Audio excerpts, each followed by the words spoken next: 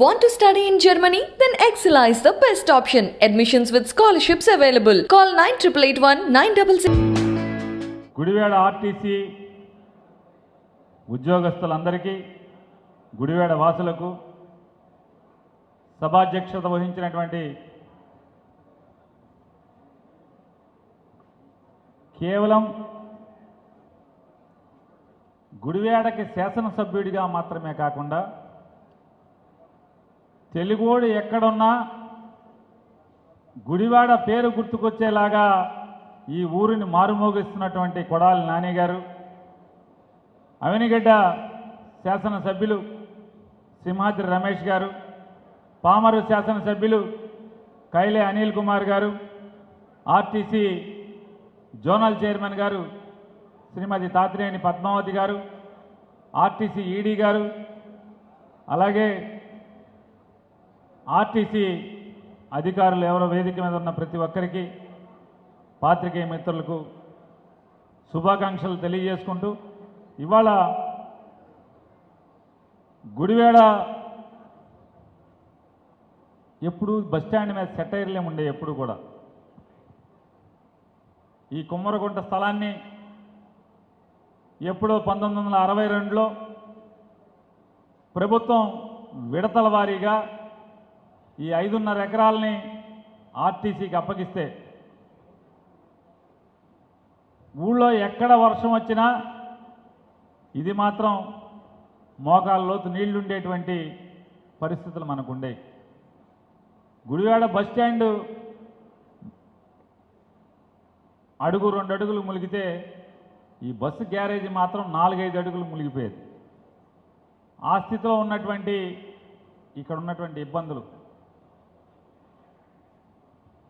కొడాలి నాని గారు 2019లో మీరందరూ శాసనసభ్యుడిగా గెలిపించుకోగానే తను మొదటగా మొదలుపెట్టినటువంటి ప్రయత్నం ఈ ఆర్టీసీకి ఉన్నటువంటి కష్టాలన్నీ కూడా తీర్చాలి. మరీ ఎవరు మాట్లాడినా కూడా మరీ ప్రత్యేకించి వర్షాకాలంలో గుడివాడ బస్టాండ్ గురించి, గుడివాడ బస్ డిపో గ్యారేజ్ గురించి చులకనగా మాట్లాడుతున్నారు. ముందుగా దీన్ని బాగు చేయాలని చెప్పని ఆయన కంకణం కట్టుకొని తను ఈ ప్రతిపాదన మొదలుపెట్టినప్పుడు అనుకున్నాం, నాని ఆర్టీసీ ఇప్పుడు ఇబ్బందుల్లో ఉంది కదా, నువ్వు ఆర్టీసీ మీద ఒక 20 కోట్లు పెట్టి బస్టాండ్ బాగు చేయమంటే ఏదో మూలిగే నక్క మీద తాటికే పడ్డట్టు ఉంటుంది కదా అని చెప్పి అని అనుకున్నాం.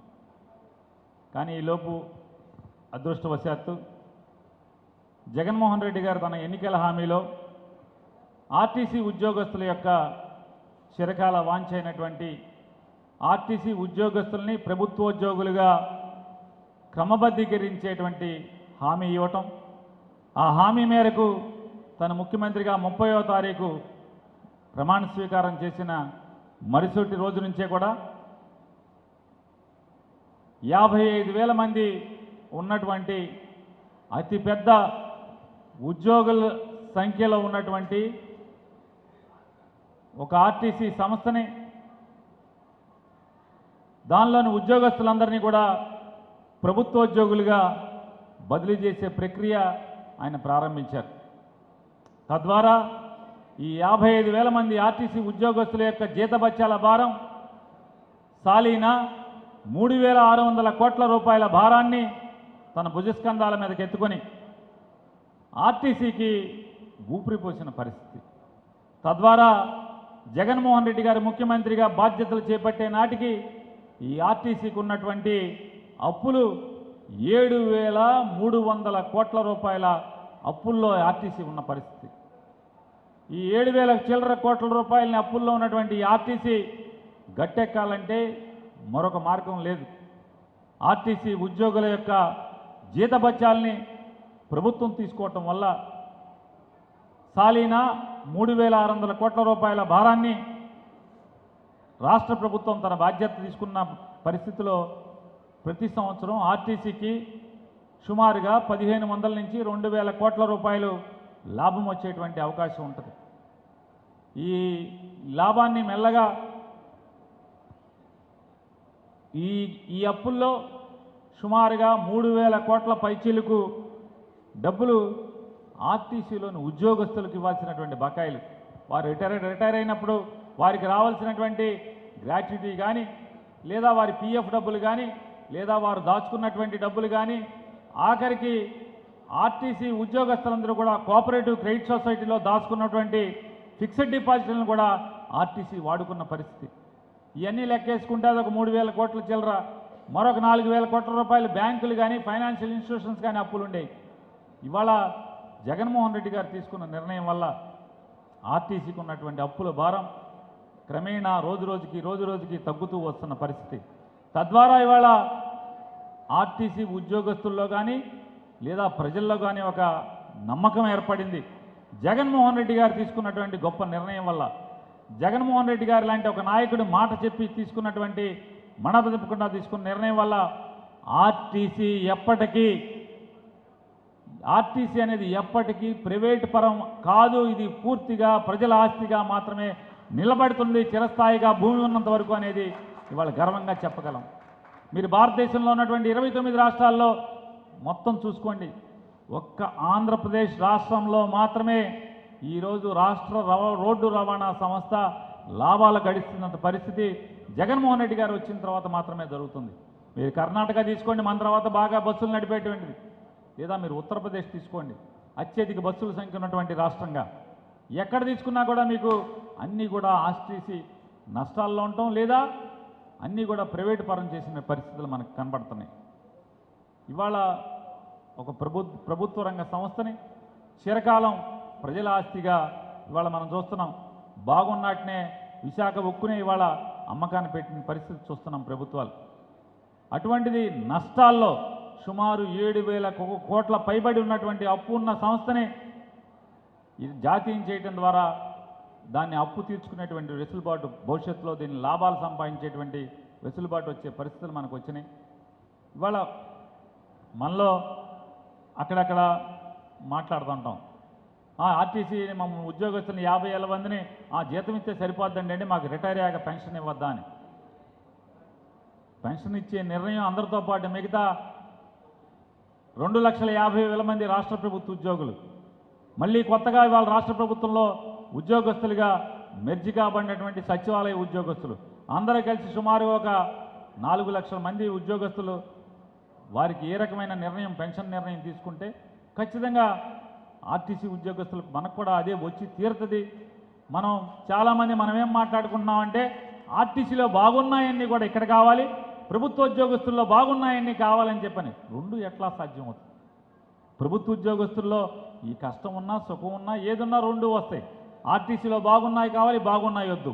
ప్రభుత్వ ఉద్యోగుల్లో బాగున్నాయి కావాలి, ప్రభుత్వ ఉద్యోగుల్లో బాగున్నాయి వద్దు. మాకు అన్నీ ఏరి మంచి మాత్రమే మాకు కావాలి, సుఖం మాత్రమే కావాలి, ఏమాత్రం చికాకు కష్టం మాకు వద్దు అంటే ఎలా ధర్మం?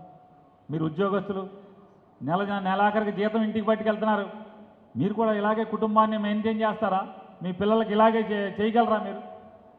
ఏదైనా ఆర్టీసీ అయినా, ప్రభుత్వ రంగ సంస్థలైనా, ఉద్యోగస్తులైనా ఈ ప్రభుత్వానికి బిడ్డలు లాంటి వాళ్ళే. మన కుటుంబంలో ఎన్ని ఇబ్బందులు ఉంటాయో, ఒడిదుడుకులు ఉంటాయో, ప్రభుత్వంలో కూడా అన్ని ఒడిదుడుకులు ఉండే పరిస్థితి. ఇవాళ ఎన్ని బాధలు వచ్చినా, ఎన్ని కష్టాలు వచ్చినా, కరోనా 2 సంవత్సరాల పైబడి కరోనాతో రాష్ట్రం అల్లాడినా, కరోనా బాగుజాత కోసం ఒక 30,000 కోట్ల పైచీలకు డబ్బులు ఖర్చు పెట్టాం. దేశంలో ఎక్కడా లేని విధంగా ఖర్చు పెట్టాం. ఇవాళ సరాసరి 2 లక్షల కోట్ల పైబడి డబ్బుల్ని ప్రజలకి, పేద మధ్యతరగతి వర్గాలకి సరాసరి వారి అకౌంట్లలో ఒక్క పైసా లంచం లేకుండా ప్రజలకి చేరవేయటంలో కానీ, ఇవన్నీ దేశంలో ఎక్కడా లేని జరగనటువంటి కార్యక్రమాలు ఇక్కడ జరుగుతున్న పరిస్థితులు మనం చూస్తున్నాం. ఇది ఆర్టీసీ బాగుజాతకి జగన్మోహన్ రెడ్డి గారు తీసుకున్నటువంటి వేసిన పునాదులు ఇవి అయితే, గుడివాడలో ఉన్నటువంటి ఆర్టీసీ కోసం 100 బస్సులు, సుమారుగా 100 బస్సులతో 350 మంది ఉద్యోగస్తులతో పేదరికం మొహం మీద పూర్తిగా మొహానికి అంటించుకుని కనపడేటువంటి ఈ బస్ డిపోని సుమారుగా 9 కోట్ల పైబడి డబ్బులతో ఈ గ్యారేజ్ నిర్మాణం చేసి, ఇవాళ వర్షం వస్తే గ్యారేజీలు నీళ్ళు రోడ్డు మీదకి వెళ్ళే పరిస్థితిలో దీన్ని 5 నుంచి 6 అడుగులు ఎత్తు నిర్మాణం చేసి ఈ గ్యారేజ్ నిర్మాణం అందంగా తయారు చేసి, అలాగే రేపు సోమవారం నాడు, అంటే ఇవాళ ఆదివారం, రేపు సోమవారం నాడు మరొక 10 కోట్ల రూపాయలతో 6 కోట్ల రూపాయలతో బస్టాండు మరియు బస్టాండ్కి కావాల్సినటువంటి లోపల అమరికలు కానీ ప్లాట్ఫామ్స్కి మరొక 4 కోట్లు మొత్తం వెరసి 10 కోట్ల రూపాయలతో ఏపీఎస్ఆర్టీసీ రేపు గుడివేడ బస్టాండ్ నిర్మాణానికి రేపు టెండర్ పిలవబోతోంది. ఈ నెల 19వ తారీఖున జగన్మోహన్ రెడ్డి గారి చేతుల మీదుగా శంకుస్థాపన కార్యక్రమాన్ని, ఆర్టీసీ బస్టాండ్కి శంకుస్థాపన కార్యక్రమానికి కొడాల నాని గారి నాయకత్వంలో జరగబోతుందనేది కూడా గుడివాసులు మరీ ప్రత్యేకించి ఆర్టీసీ ఉద్యోగస్తులందరికీ కూడా తెలియజేస్తూ, వీటన్నిటికీ కారణం పేర్ని నాని రాష్ట్ర రవాణా శాఖ మంత్రిగా చేశాడు గతంలో, అతని వల్ల ఇచ్చాడా, లేకపోతే కొడాల నాని గారు 4వసారి ఎమ్మెల్యే ఈ రాష్ట్రంలో మంచి దమ్మున్న దిల్లున్న ఎమ్మెల్యేగా వచ్చిందా అంటే ఈ రెండు కాదు, కేవలం జగన్మోహన్ రెడ్డి గారు తీసుకున్నటువంటి నిర్ణయాల మూలంగా, అతను చేసినటువంటి సహాయం మూలంగానే ఇవాళ ఈ బస్టాండ్ బాగుపడిందంటే 100కి 100% జగన్మోహన్ రెడ్డి గారికే ఈ కృషి, ఈ ఫలితం అంతా, లేకపోతే ఈ కీర్తి అంతా దక్కుతుందని చెప్పని మనస్ఫూర్తిగా మీ అందరికీ విజ్ఞప్తి చేసుకుంటూ, ఇకపోతే రేపు 19వ తారీఖున మన నాయకుడు సుమారుగా 8,900 పైచిలుకు మందికి, పేద వర్గాల వారికి, మధ్యతరగతి వర్గాల వారికి 8,900 పైచిలుకు ఇళ్ల తాళాలని జగన్మోహన్ రెడ్డి గారి చేతుల మీదుగా 19వ తారీఖున అందజేయటానికి ఎన్ని కష్టాలు పడ్డాడో, ఎన్ని పిల్లిగంతలు వేశాడో, ఎన్ని చోట్లకు తిరిగాడో అది నాకు ప్రత్యక్ష సాక్షిగా నేను ఉన్నాను కాబట్టి నాకు తెలుసు. అదొక్కటే కాకుండా మళ్ళీ పంపుల చెరువు, కొత్త పంపుల చెరువుకు ఒకటి మరొక 40-45 కోట్ల రూపాయలతో భూసేకరణ కోసం జీవో ఇవ్వబోతుంది జగన్మోహన్ రెడ్డి గారు. ఎందుకంటే అది అడిగినప్పుడు జగన్మోహన్ రెడ్డి గారు మంజూరు చేసినప్పుడు సాక్ష్యంగా పక్కన నేను ఉన్నాను కాబట్టి చెప్తాను. గుడివాడలో పంపుల చెరువు కోసం మరొక 40-45 కోట్ల రూపాయలతో భూసేకరణ కూడా ప్రభుత్వం జీవో ఇవ్వబోతుంది, మంజూరు చేసింది అనేది కూడా మీకు శుభవార్తగా తెలియజేసుకుంటూ, అట్లాగే రోడ్లకు కానీ మిగతా ఈ ఊళ్ళో ఏమేం కావాలో అన్ని పనులకి ఇప్పటికే ఆయన జగన్మోహన్ రెడ్డి గారికి టెండర్ పెట్టి వచ్చాడు. అవన్నీ కూడా రేపు 19వ తారీఖులోపు అవన్నీ మంజూరు చేసి వాటికి శంకుస్థాపన, టెండర్లు పిలిపించడం, శంకుస్థాపన చేయించబోవటం కూడా ఆయన చాలా తెలివిగలడు. నాకు తెలిసినంత రోజుల్లో ఈ 151 మంది ఎమ్మెల్యేల్లో పైకి ఏదో చూసేవాడికి అసలు పెద్దగా చదువుకోలేదు అని చెప్తాడు. నేను 7వ క్లాస్ చదివాను, 10వ క్లాస్ చదివాను, ఎన్ని డ్రామా మాటలు. చదువా ఏం చదివాడా కాదు, పైకి గెడ్డం, మెళ్ళ రుద్రాక్షలు, అదేమో పెద్ద రౌడీ గెట్టప్లాగా కనపడుతుంది. కానీ అత్యంత పాదరసం కంటే కూడా బాగా వేగవంతంగా నడిచే బుర్ర అతనికి ఉంది, ఆలోచనలు అతనికి ఉన్నాయి. అత్యంత రాజకీయాల్లో అత్యంత తెలివిగలవాడు ఈ రాష్ట్రంలో నేను చూసిన వాళ్ళలో నాకు తెలిసి కొడాలి నాని అంత అత్యంత తెలివిగలవాడు ఇంకోవాళ్ళు లేడు. పైకి ఏమీ తెలియనట్టు అమాయకంగా ఏదో పిచ్చోడు మాలకు వస్తాడు, వెళ్ళిపోతాడు, 2 రోజులు వచ్చి తిరిగి వెళ్ళిపోతాడని అనుకుంటుంటాడు ఎవడన్నా శత్రువులు తెలియని వాళ్ళు. ఇప్పుడు ఇద్దరు కొత్తగా కొట్టుకుంటున్నారు, నేను నానితో నే పోటీ పడాలని చెప్పాను. ఈ పోటీ పడేవాళ్ళు ఏమనుకుంటూ ఉంటారంటే నాని పెద్ద నోట్లో కిల్లి వేస్తాడు, గడ్డం పెంచుతాడు ఏమనుకున్నాడు. వాళ్ళందరికీ ఇప్పటికే స్కెచ్ గీసి అట్టు పెట్టాడు. ఎవరిని ఏమి బతికినాడు 5వసారి కూడా ఎమ్మెల్యేగా అత్యధిక మెజారిటీతో గెలవటానికి సిద్ధంగా ఉన్నాడు. అన్ని పథకాలు వేసి కూర్చుని ఉన్నాడు. జనం గుండెల్లో మరీ ప్రత్యేకించి జగన్మోహన్ రెడ్డి గారు ఎట్లా అయితే జనం గుండెల్లో పాతుకుపోయి ఉన్నాడో ఈ గుడివాడ జనం గుండెల్లో కూడా కొడాలి నాని అంతే సుస్థిరమైనటువంటి ఈ బస్టాండ్కి ఎంత గట్టి పునాది వేసాడో అంతకంటే బలమైన పునాదిని గుడివాడ జనం గుండెల్లో వేసుకుని ఉన్నటువంటి కొడాలి నాని గారు అటువంటి గొప్ప తెలివిగలవాడు, గొప్ప రాజకీయ నాయకుడు, ముందు చూపు ఉన్నవాడు, డైనమిక్ లీడర్. నా స్నేహితుడిగా నాకు దొరికినందుకు మనస్ఫూర్తిగా నేను ఆనందపడుతూ జై జగన్, జై హింద్. ఈరోజు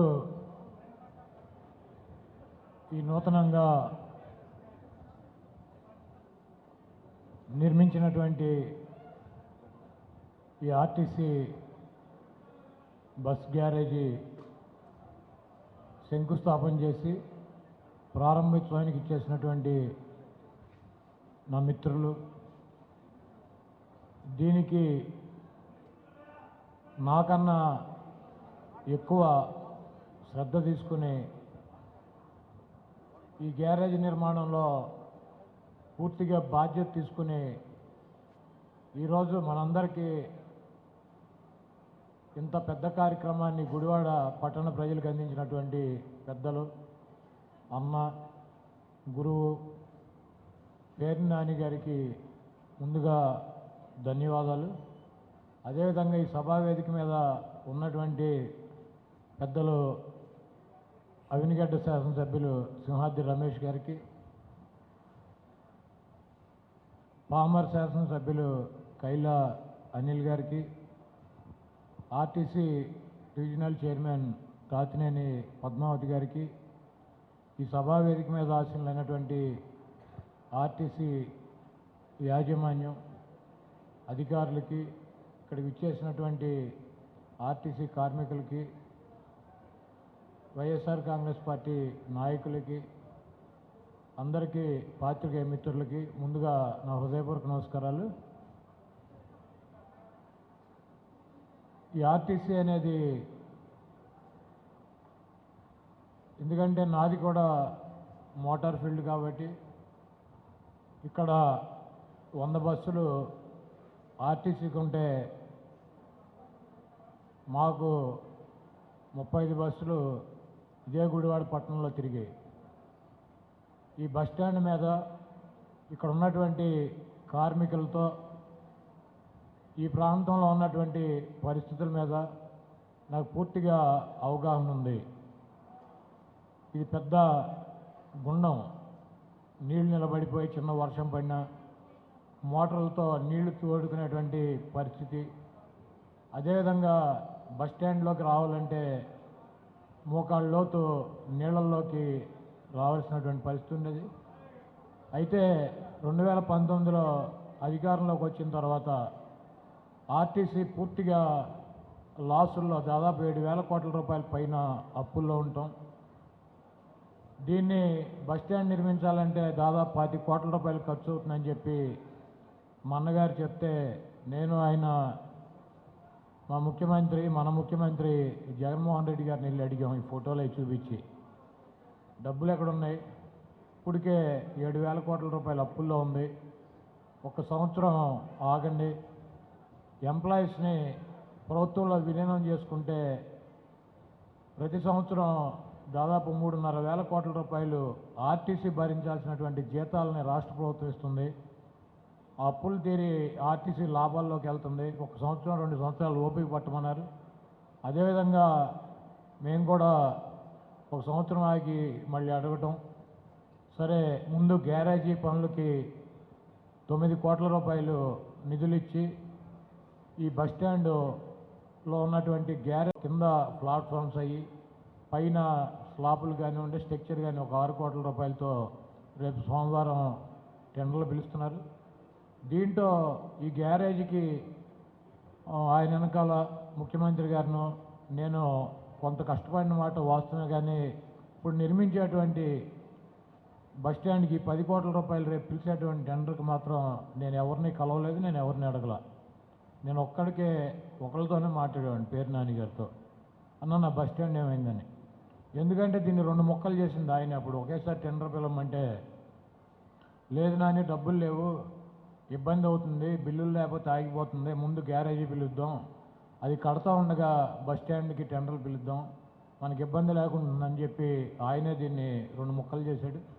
అందుకని ఆయన్నే బస్టాండ్ అని అంటే నాకు నీ గ్యారేజీ కంప్లీట్ అయ్యేలోపు దాన్ని టెండర్ పిలిపించి పని మొదలెట్టించే బాధ్యత నాదని ఆయన చెప్పారు.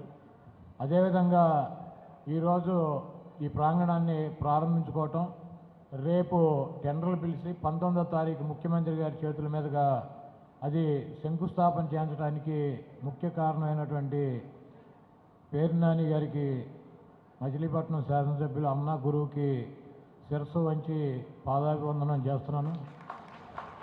నిజమన్నా,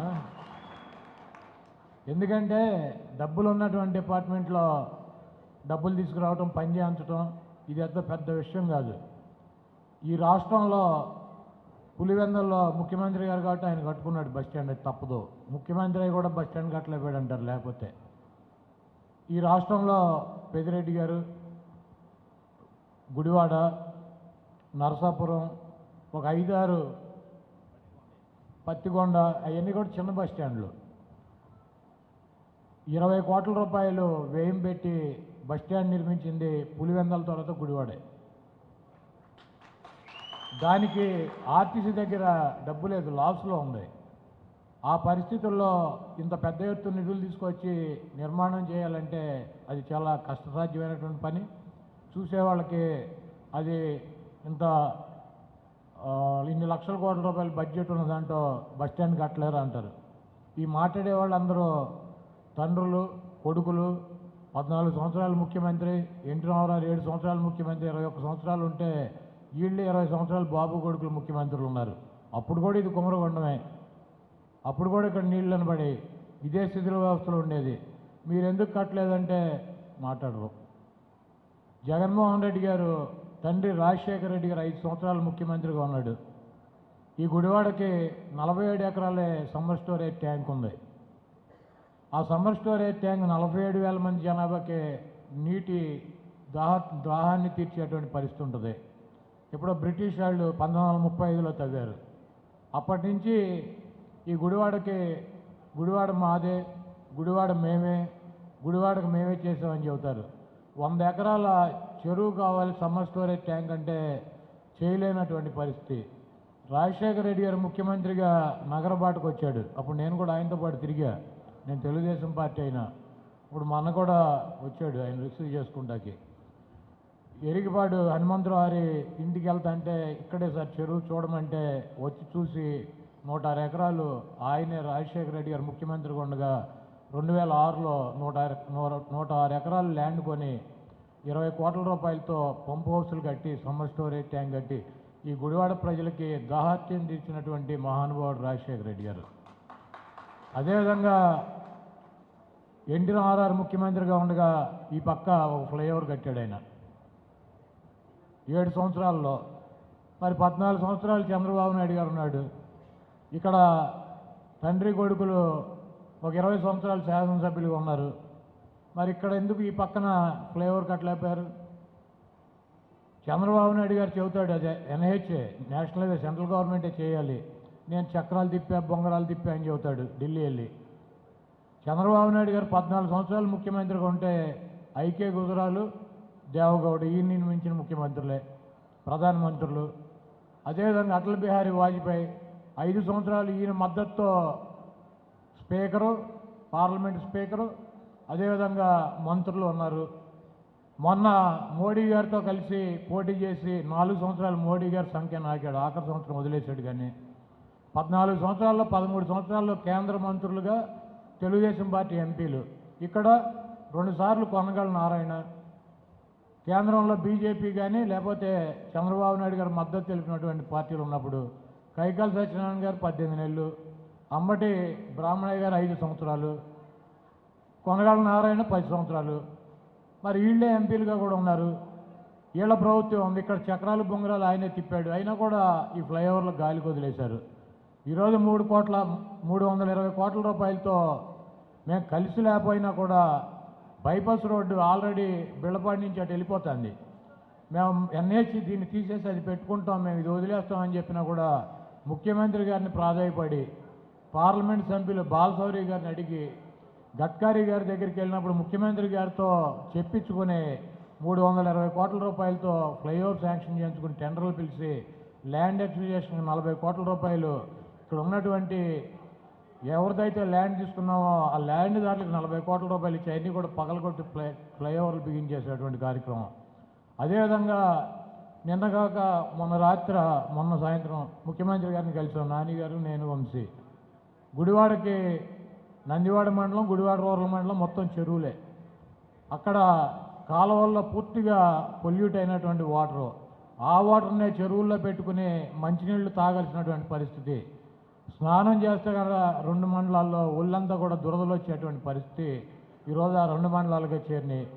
గతంలో అడిగితే మరి దానికి అక్కడ సమ్మర్ స్టోరేజ్ ట్యాంక్ తవ్వి దాని నుంచి ఆ 2 గ్రామాల్లో ఉన్నటువంటి 45 గ్రామాలకి 2 మండలాల్లో 45 గ్రామాలకి ఓవరేజ్ ట్యాంకులు కట్టి సంపులు కట్టి వాటర్ సమ్మర్ స్టోరేజ్ ట్యాంకులో జనార్దనపురంలోనే ప్యూరిఫై చేసి డైరెక్ట్గా 2 మండలాల్లో ఉన్నటువంటి గ్రామాలకు పంపడానికి ఎస్టిమేషన్లు వేస్తే 135 కోట్ల రూపాయలు పైప్ లైన్కి కానీ సమ్మర్ స్టోరేజ్ ట్యాంకులకు కానీ సంపులకు కానీ వచ్చింది. దాన్ని శాంక్షన్ చేసి టెండర్ కూడా పిలిచాం. శాంక్షన్ ఆర్డర్ కూడా టెండర్ కూడా కాంట్రాక్టర్ కూడా ఫైనల్ అయ్యి వర్క్ చేయడానికి సిద్ధంగా ఉంది. దానికి 110 ఎకరాల చెరువు కావాలంటే జనార్దనపురంలో దాదాపు 44 కోట్ల రూపాయలు అవుద్ది. మొన్న ముఖ్యమంత్రి గారిని వెళ్ళి అడిగితే మరి ఆయన దానికి కూడా ఆర్డర్ ఇచ్చి ల్యాండ్ అక్విజిషన్ చేయమన్నారు. ఈ 175 కోట్ల రూపాయలు వాటర్ స్కీమ్స్ కూడా ఆ 2 మండలాలకి రేపు 19వ తారీఖు జగన్మోహన్ రెడ్డి గారి చేతుల మీదుగా శంకుస్థాపన చేయించేటువంటి కార్యక్రమం, ఈ బస్టాండ్ శంకుస్థాపన చేసేటువంటి కార్యక్రమం, ఎప్పుడు ఎన్టీ రామారావు కట్టినటువంటి హాస్పిటల్ బిల్డింగ్ పూర్తిగా శిథిలమై పేషెంట్ల మీద స్లాపులు మీద పడేటువంటి పరిస్థితి, గట్టిగా గాలి వస్తే తలుపులు ఊడిపోయేటువంటి పరిస్థితిలో శిథిలావస్థకు చేరితే మాదే గుడివాడ మేము చూసుకుంటామని చెబుతాడు చంద్రబాబు నాయుడు మొన్న వచ్చి సిగ్గు లేకుండా. దాని పునాదులతో సహా పీకేసి 20 కోట్ల రూపాయలతో అత్యంత ఖరీదైనటువంటి ఎక్విప్మెంట్ ఇచ్చి 20 కోట్ల రూపాయలతో హాస్పిటల్ నిర్మాణం కూడా పూర్తయింది. 2-3 నెలల్లో దాన్ని కూడా ప్రారంభించడం జరుగుతుంది. అదేవిధంగా ఈ రాష్ట్రంలో ఉన్నటువంటి పేదలందరికీ ఇళ్ళు ఉండాలని చెప్పి రాజశేఖర రెడ్డి గారు తెలిస్తే ఈ గుడివాడలో ఇళ్ల పట్టాలు లేనటువంటి 10,000 మందికి ఇంటి స్థలాలు కావాలని హైదరాబాద్ నడిచి వెళ్తే నేను ప్రతిపక్ష శాసనసభ్యుని తెలుగుదేశం రాజకీయం కోసం చేస్తున్నా. కాంగ్రెస్ పార్టీ ముఖ్యమంత్రి రాజశేఖర రెడ్డి గారు 340 కిలోమీటర్లు నడిచి వస్తున్నాడు. ఏంటో తెలుసుకుందామని చెప్పి ఆయన ముఖ్యమంత్రిగా ఉండి ఏప్రిల్ 20వ తారీఖున చంద్రబాబు నాయుడు పుట్టినరోజు అని చెప్పి నేను అక్కడికి ఆ డేట్ పెట్టుకుని వెళ్ళా. నేను ప్రతిపక్షంలో ఉండి చంద్రబాబుని కలుద్దామని. నేను ఆ రోజు ముఖ్యమంత్రిని కలవాలి, రాజశేఖర రెడ్డి గారికి వినతి పత్రం ఇచ్చి ఇక్కడ ఉన్నటువంటి సమస్యను చెప్పాలని చెప్పి నేను 2 వ్యక్తులను అడిగా, పేరు నాని గారిని, వంగవీటి రాధాని. నేను ముఖ్యమంత్రి గారిని కలవాలి, అపాయింట్మెంట్ ఇప్పించమంటే మరి పేరు నాని గారు రాధా మాట్లాడి ఒక ప్రతిపక్ష శాసనసభ్యుడు రాజకీయం కోసం ఇక్కడి నుంచి పాదయాత్ర చేస్తాంటే రాజశేఖర రెడ్డి గారిని ఏప్రిల్ 20వ తారీఖున కలిసేటువంటి అవకాశం కల్పించారు వీళ్ళిద్దరూ. ఆ రోజు ఆయన కలిస్తే నీకు నిజంగా కనుక సమస్య ఉంటే నేను తప్పకుండా పరీక్షిస్తానని చెప్పి 2009లో ఆయన చనిపోయే ముందు 77 ఎకరాలు ల్యాండ్ ఎక్వైర్ చేశారు. 77 ఎకరాలు ల్యాండ్ ఎక్వైర్ చేసి ఇప్పుడు కట్టినటువంటి టిట్కో ఇళ్ళు 77 ఎకరాలు కూడా ఆయన ల్యాండ్ ఎక్వైర్ చేసి ఆయన డబ్బులు కట్టినటువంటి ల్యాండ్ అది. దానికి ఫస్ట్ ఫేజ్ అని చెప్పి చంద్రబాబు నాయుడు 3,400 ఇళ్ళు మొదలెట్టాడు. మా ప్రభుత్వం వచ్చేటప్పటికి లెక్కలు తీస్తే 25% పైన కట్టిన ఇళ్ళు 1,200 ఇళ్ళే కట్టాడు. దాంట్లో అయినా కూడా 45 కోట్ల రూపాయలు ఆయన ఖర్చు పెట్టినటువంటి డబ్బు ఈరోజు 600 కోట్లు అయింది. 9,000 టిట్కో ఇళ్ళు కడతాక 600 కోట్ల రూపాయలు ఖర్చు అయింది.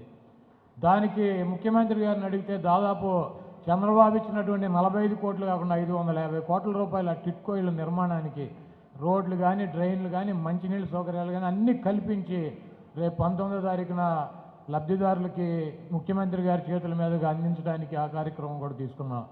ఆ పక్కనే 180 ఎకరాలు 8,000 మందికి ఇళ్ల పట్టాలు అవసరం ఇంకా ఉందని చెప్తే 180 ఎకరాలు ల్యాండ్ ఎక్వైర్ చేశారు 95 కోట్ల రూపాయలతో. రోడ్లు కానివ్వండి, బరంతులు కానివ్వండి, ఇవన్నీ కూడా దాదాపు 60-70 కోట్ల రూపాయలతో ఆయనే చేశారు. మళ్ళీ దానికి కరెంటుకి సబ్స్టేషన్ కావాలంటే 20 కోట్ల రూపాయలు కరెంట్ లైన్లకి సబ్స్టేషన్లకి ఇచ్చారు.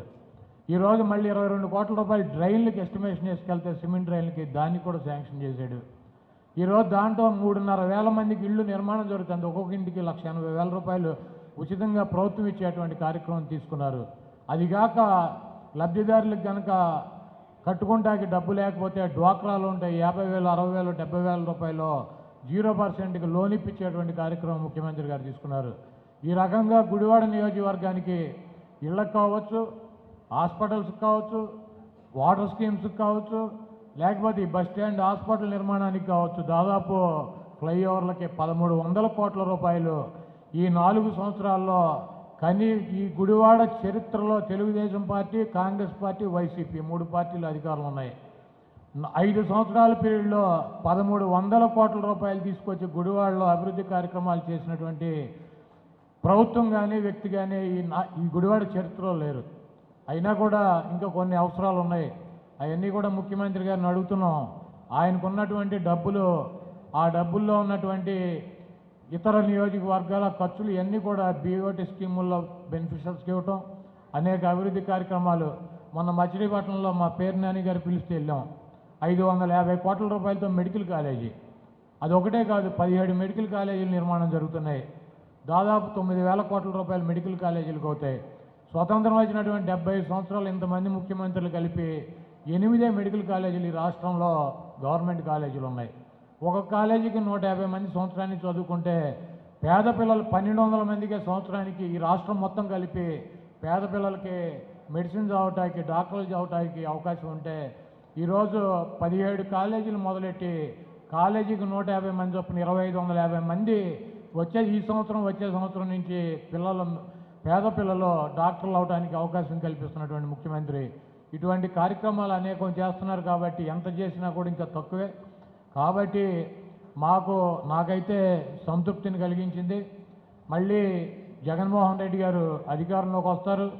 ఎవడో వచ్చాడు, ఆడొచ్చాడు, ఈడొచ్చాడు, ఇవన్నీ ప్రతి ఎలక్షన్కి మనకి ఆర్టీసీలో మనకి వస్తూనే ఉంటారు. ఎన్నికలు అనేది ప్రాసెస్. కొడాలి నాని చంద్రబాబుని తిట్టాడు కాబట్టి ఆడు వీడిని టార్గెట్ చేశాడని చెబుతారు. ఇప్పుడు నేను చంద్రబాబుని పొగిడితే నాకేమైనా ఎనానిమస్కి ఇస్తాడు? లేకపోతే మా నీళ్ళు తక్కువ తిడతాడు, ఈయనకేమైనా ఎనానిమస్కి ఇస్తాడా? మా రమేష్ గారికి నోట్లో నుంచి మాట్లాడదు, సౌమ్యుడు, అందరితో కూడా మంచిగా ఉంటాడు. చంద్రబాబు నాయుడు గారు కనపడినా కూడా అసెంబ్లీలో నమస్కారం పెడతాడు. ఆయనకేమైనా ఎనానిమస్కి ఇస్తాడా? చంద్రబాబు నాయుడు 170 సీట్లు గెలవాలని అనుకుంటాడు. ఎవడికి యునానిమస్కి ఇవ్వడు. 175 సీట్లు గెలవడానికి ప్రయత్నం చేస్తాడు. ఏ పార్టీ అయినా అంతే. ఓ పార్టీ పెట్టుకున్నటువంటి రాజకీయ నాయకుడు ఆ పార్టీకి సంబంధించిన వాళ్ళని గెలిపించుకుంటా ప్రయత్నం చేస్తాడు. కానీ కొడాలి నాని నన్ను తిట్టడు కాబట్టి ఆయన ఓడించాలి, గెలిపించాలి, పేరు నాని తిడతాడు కాబట్టి ఓడించాలన్నటువంటి కార్యక్రమం చేయరు. కాబట్టి ఎవడో సరి అయిన లేకపోతే పక్క రాష్ట్రం, పక్క ఊరు నుంచి తీసుకొచ్చి పెడతారు. పోయిన ఎలక్షన్ కూడా మనం చూసాం. గెలిపోవటంలో 2 లక్షల మంది ప్రజలకు వదిలేసి మనం చిత్తశుద్ధిగా మనకున్న అవకాశం ఉన్నంత వరకు మనం ఇక్కడ ఉన్నటువంటి పేదలకు కావచ్చు, ఈ కాన్స్టిట్యూన్సీలో ఉన్నటువంటి అవసరాల వరకు మనం ఎంత కష్టపడ్డాం, మనం తీసుకురావడానికి మనం ఎంత ప్రయత్నం చేసాం, ఉన్నటువంటి బడ్జెట్లో మనం ఎంత తీసుకురాగలిగామన్నదే మనకి సంతృప్తి ఇచ్చేటువంటి కార్యక్రమం. 4 సార్లు శాసనసభ్యుడిగా గెలిచారు. ఇప్పుడే మా అనిల్ నన్ను టెన్షన్ పెట్టాడు. నేను అంత ఆలోచించలా. 5వ సారి ఎవడో గెలవలేదంట. 4 సార్లు ఇద్దరు గెలిచారు లైన్గా, 5వ సారి ఎవడో గెలవలేదని. ఇంకొక ఆయన చెబుతాడు మంత్రిగా చేసినట్టు మళ్ళీ ఎవడో గెలవలేదని జిల్లాలో. మొన్నేమో ఆయన వారసుడిని ప్రకటించి తప్పుకున్నాడు. ఆయనకి టెన్షన్ లేదు, ఎందుకంటే మా కిట్టు మంత్రి కాదు కాబట్టి, ఫస్ట్ టైం కాబట్టి వ్యతిరేకత కూడా ఏముండదు.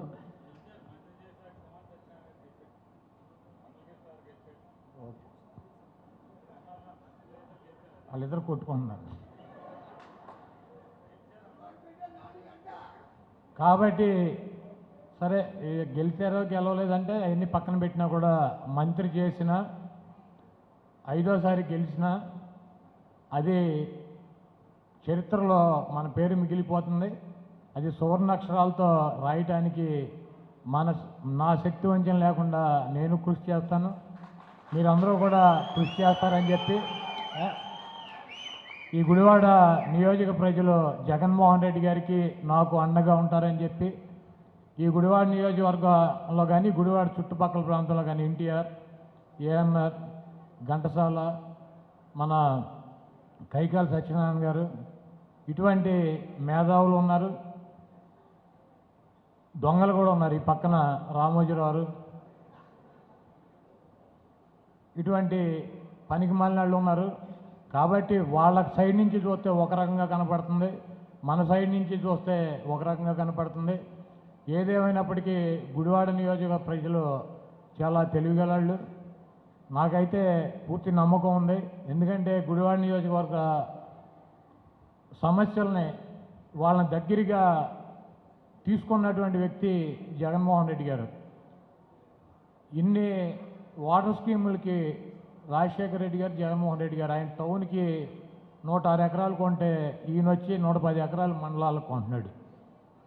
ఈ గుడివాడలో ఇళ్ల పట్టాలు ఇవ్వటానికి కానీ పేదలకు ఇళ్ళు నిర్మాణం చేయటానికి రాజశేఖర రెడ్డి గారు, జగన్మోహన్ రెడ్డి గారు కలిసి 400 ఎకరాల ల్యాండ్ కొని పేదలకు పంచిపెట్టాడు ఇళ్ళు నిర్మాణానికి.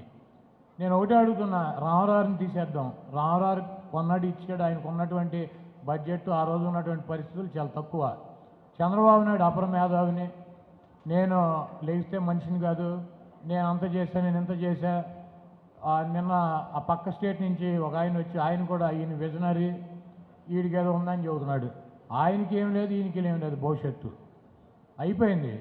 నడిచింది టైం. రజనీకాంత్ గారికి మాత్రం ఏముంది, 3 రోజులు షూటింగ్ చేస్తే 6 రోజులు హాస్పిటల్లో పడుకోవాలి ఆయన. ఈయన అంతే, హైదరాబాద్లో ఏజీ హాస్పిటల్ అని చెప్పి ప్రతి మంగళవారం చంద్రబాబు నాయుడు గారు వెళ్ళి వస్తాడు. మీరు కావాలని చూసుకోండి, మంగళవారం కనపడ్డ రోడ్ల మీద, అవన్నీ నాకు తెలుసు. కాబట్టి 400 ఎకరాలు జగన్మోహన్ రెడ్డి గారు, రాజశేఖర రెడ్డి గారు ఇళ్ల నిర్మాణం కోసం కొన్నారు. నేను చంద్రబాబుని కానీ, ఇక్కడ మేము ఎప్పుడు ఓడ పీకాము బాబు కొడుకులు అని చెబుతారు, ఆ బాబు కొడుకులు కానీ చంద్రబాబు నాయుడు కానీ ఒక్క ఎకరం పేదలకు ఇళ్ల నిర్మాణం కోసం 1 ఎకరం గుడివాడ నియోజకవర్గంలో కొన్నానని చెప్తే నేను రాజకీయాలు వదిలేసేస్తా, నేను పోటీ చేయనని చెబుతున్న వాళ్ళకి ఎవరు మాటట్లా. మంచినీటి అవసరాల కోసం రాజశేఖర రెడ్డి గారు, జగన్మోహన్ రెడ్డి గారు 216 ఎకరాలు ల్యాండ్లు కొన్నారు. కొనటమే కాదు, మళ్ళీ సమ్మర్ స్టోరేజ్ ట్యాంక్ తవ్వాలి, దానికి పంపు హౌస్లు, పైప్ లైన్లు, ఇవన్నీ చాలా పనులు ఉంటాయి. ఈ రెండు కలిపి దాదాపు రాజశేఖర రెడ్డి గారు, జగన్మోహన్ రెడ్డి గారు కలిసి 200 కోట్ల రూపాయలు ఇచ్చారు మంచినీళ్ళ అవసరాలకి. ల్యాండ్ కొనటమే కాదు, సరే పనులకు అవసరం 1 ఎకరం ల్యాండ్ కొని 1 ఎకరం చెరువు తవ్వామని చెప్పి చూపించినా కూడా నేను వెళ్ళిపోతా. దీర్ఘకాలిక సమస్యలు ఉంటాయి, భవిష్యత్తు అవసరాలకు సంబంధించినటువంటి సమస్యలు ఉంటాయి. ఇవాళ బాగానే ఉంటుంది, రేపటి నుంచి కావాల్సినటువంటి సమస్యలు, వీటన్నిటినీ కూడా దూరదృష్టితో ప్రజలకు ఏం కావాలి, ప్రజలకి రేపు భవిష్యత్ తరాలకి మంచి జరగాలంటే ఏం చేయాలని చెప్పి ఆలోచించేటువంటి ముఖ్యమంత్రి జగన్మోహన్ రెడ్డి గారు. అందుకే ఓటు లేనటువంటి పిల్లలకి 5 సంవత్సరాల్లో 60,000 కోట్ల రూపాయలు ఖర్చు పెట్టాడు జగన్మోహన్ రెడ్డి గారు. చంద్రబాబు నాయుడు గారు 5 సంవత్సరాల్లో ఖర్చు పెట్టిందని 5,200 కోట్లు, ఈయన 60,000 కోట్లు ఖర్చు పెడితే. ఈ రకంగా వాళ్ళిద్దరినీ పోల్చితే నక్కకి నాగలోకానికి అంత తేడా ఉంటుంది, కానీ వాళ్ళిద్దరినీ పోల్చకూడదు.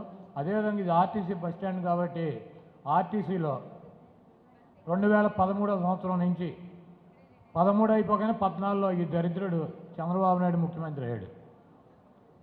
13వ సంవత్సరం నుంచి ఆర్టీసీ కార్మికులు ఉద్యోగంలో ఉండగా, ఉద్యోగం చేస్తూ మరణిస్తే, జనరల్గా ఎక్కడైనా సరే ఈ ప్రపంచంలో భర్త భార్య చనిపోతే పిల్లలకో లేకపోతే భార్యకో ఉద్యోగాలు ఇస్తారు, గవర్నమెంటే ఇస్తుంది. అది ఏ గవర్నమెంట్ అని ఇస్తుంది భారతదేశంలో.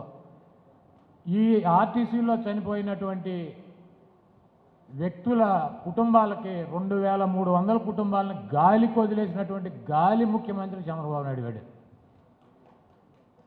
2,300 మంది డ్రైవర్లు కావచ్చు, కండక్టర్లు కావచ్చు, మెకానిక్లు కావచ్చు, వాళ్ళు ఉద్యోగం చేస్తూ ఉంటే భార్య పిల్లలు చిన్నపిల్లలు అయితే వాళ్ళని గాలికి వదిలేసినటువంటి గాలి నా కొడుకు చంద్రబాబు నాయుడు. వాడు వచ్చి చెబుతూ ఉంటాడు నీతులు. వీడు గాలికి వదిలేసినటువంటి 2,300 మందిని జగన్మోహన్ రెడ్డి గారు ముఖ్యమంత్రి అయినాక వాళ్ళందరికీ కూడా కారుణ్య మరణాలని చెప్తారు. వాళ్ళందరికీ కూడా 2,300 మందికి ఆర్టీసీలో కానీ సచివాలయాల్లో కానీ ఎంప్లాయ్మెంట్ తీసుకోమని చెప్పి వాళ్ళందరికీ ఉద్యోగాలు కల్పించినటువంటి వ్యక్తి జగన్మోహన్ రెడ్డి గారు. ఎందుకంటే మనసు ఉంది, జాలి ఉంది, దయ ఉంది, దేవుని నమ్ముతాడు జగన్మోహన్ రెడ్డి గారు. చంద్రబాబు నాయుడికి దయ లేదు, దాక్షిణ్యం లేదు. వాడి కులం, వాడి చుట్టూతో ఉన్నటువంటి ఈ రామోజీరావు, రాధాకృష్ణ, బిఆర్ నాయుడు లాంటిటువంటి వెధవలు, లేకపోతే పక్క రాష్ట్రంలో ఉన్నటువంటి హీరోలు, ఇక్కడ ఉన్నటువంటి హీరోలు ఎవడన్నా ప్యాకేజీ పడేస్తే వచ్చి ఇక్కడ సొల్లు కబుర్లు చెప్పించేటువంటి సొల్లుగాళ్ళు, వీళ్ళని నమ్ముకుని రాజకీయం చేసేటువంటి దుర్మార్గుడు చంద్రబాబు నాయుడు. కాబట్టి ఈరోజు ఈ రాష్ట్రంలో ఉన్నటువంటి ప్రజానీకం ఆలోచించుకోవాల్సినటువంటి అవసరం ఉంది. ఏ ముఖ్యమంత్రి, ఏ ప్రభుత్వం అధికారంలో ఉంటే ప్రజలకు మంచి జరుగుతుంది. మనసు ఉన్నటువంటి ముఖ్యమంత్రులు ఎవరో, మనసుతో ఆలోచించేటువంటి ముఖ్యమంత్రి ఎవడో, ప్రజల యొక్క సంక్షేమం గురించి ఆలోచించేటువంటి ముఖ్యమంత్రి ఎవడో, భవిష్యత్ తరాల గురించి ఆలోచించేటువంటి ముఖ్యమంత్రి ఎవడో, మన పిల్లల భవిష్యత్తు గురించి ఆలోచించేటువంటి ముఖ్యమంత్రి ఎవడో ఆలోచించుకుని జగనన్నే మన భవిష్యత్తు అని ఏదో పాంప్లెట్ వేసో లేకపోతే స్టిక్కర్ అంటించడం కాదు. ఇది ఆత్మ, ఎవరి అంతరాత్మ ఉంటుంది ప్రతివాడికి. మీ అంతరాత్మని మీరు ప్రశ్నించుకోండి. ఈరోజు ఇన్ని లక్షల కోట్ల రూపాయలు పిల్లల కోసం, మీ పిల్లలకి ఇంగ్లీష్ మీడియం, బట్టలు, బూట్లు, ఫుడ్డు, అదేవిధంగా వాళ్ళకి ఇంగ్లీష్ ఎడ్యుకేషను, వాళ్ళు చదువుకునేటువంటి స్కూల్ని కార్పొరేట్ స్కూల్స్గా బల్లలు, కుర్చీలు, వీటన్నిటికీ ఇవన్నీ కూడా ఓట్లు లేనటువంటి పిల్లలు వీళ్ళు 60,000 కోట్ల రూపాయలు ఎందుకు ఖర్చు పెడుతున్నాడు ఆయన? వీళ్ళు చదువుకుని ప్రపంచవ్యాప్తంగా ఎక్కడికైనా వెళ్ళి పోటీ పడగలరు. ఇతర బాగా కార్పొరేట్ స్కూల్లో మా పిల్లలతో పోటీ పడగలరు. ఈ పిల్లలు కూడా ఉద్యోగాలు చేయటాకో వ్యాపారాలు చేయటాకో మంచి అవకాశాలు వస్తాయి. ఆర్థికంగా వీళ్ళు బాగుపడితే వీళ్ళ కుటుంబాలు బాగుపడతాయని చెప్పి నా ఎస్సీ, నా ఎస్టీ, నా మైనార్టీ, నా బీసీ, నా అగ్రవర్ణాలు ఉన్నటువంటి పేదలని చెప్పి వాళ్ళని పేరెత్తి నా నా నా అని చెప్పగలిగినటువంటి దమ్మున్నటువంటి ఏకైక వ్యక్తి జగన్మోహన్ రెడ్డి గారు. అటువంటి వ్యక్తిని దీవించాలని చెప్పి ఈ బస్టాండు గ్యారేజీ ఇంత గొప్పగా ఈ కార్యక్రమం జరగడానికి, బస్టాండ్ నిర్మాణం జరగడానికి, ఈ గుడివాడకి ఇంత కార్యక్రమం చేశాడు. అటువంటి వ్యక్తి పేరు నాని గారు. యాక్చువల్గా ఆయన పేరు పెట్టినా కూడా దీనికి తప్పులేదు. కాకపోతే ఆయన పేరు నా పేరు పెట్టుకోవడం కన్నా దీనికి ఇంత ఫండ్స్ ఇచ్చి ఆర్టీసీ కార్మికులను ప్రభుత్వంలోకి తీసుకుని ఆర్టీసీని లాభాల్లోకి తీసుకొచ్చినటువంటి ముఖ్యమంత్రి వైఎస్ జగన్మోహన్ రెడ్డి బస్సు ప్రాంగణం అని చెప్పి దీనికి నామకరణ చేయాలని చెప్పి, ఆ రకంగా జీవో ఇప్పించాలని చెప్పి పేరు నాని గారిని కోరుతూ, ఎందుకంటే లేకపోతే తర్వాత చంద్రబాబు వచ్చి నేనే కట్టానని చెబుతాడు. ఆ పేరు కనుక పెట్టకపోతే ఎమ్మటే సంవత్సరానికి వస్తాడు, ఎవడో పిలుస్తాడు, ఇక్కడికి వెళ్తా వచ్చి ఇక్కడ మీటింగ్ పెట్టి బస్ స్టాండ్ ఉంది, బస్ స్టాండ్ నేనైనా కట్టానా లేదా తమ్ముళ్ళు అని అడుగుతాడు. అరే బాబు నువ్వు కడితే జగన్మోహన్ రెడ్డి గారి పేరు పెట్టావంటారు, పని చూసుకోమని చెప్పి చెప్తా ఉంటుంది మనకి. ఎయిర్పోర్ట్ కట్టా, రింగ్ రోడ్డు కట్టా, అవన్నీ పేర్లు పెట్టుకోక ఇబ్బంది అయింది ఇప్పుడు మనకి. ఇక్కడికి వచ్చి సెల్ఫీ దిగి బస్ స్టాండ్ కట్టానని చెప్పి వెళ్తాడు. కాబట్టి ఆ దుర్మార్గుడు దీన్ని ఆయన ఖాతాలో వేసుకోకుండా దీనికి వైఎస్ జగన్మోహన్ రెడ్డి బస్సు ప్రాంగణం అని చెప్పి నామకరణం చేసి రేపు జగన్మోహన్ రెడ్డి గారు వచ్చేలోపు మాకు జీవో ఇప్పించమని చెప్పి కోరుతూ సెలవు తీసుకున్నాం.